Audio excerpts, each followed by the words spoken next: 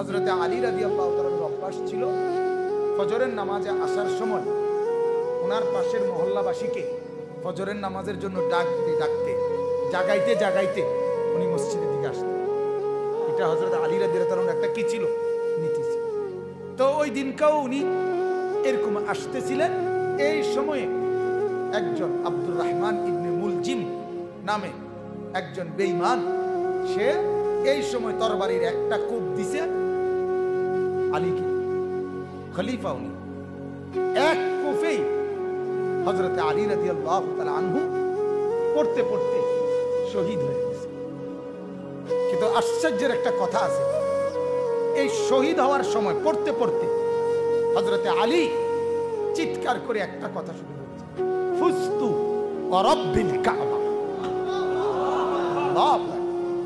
হযরতে আলী বলছে, কাবার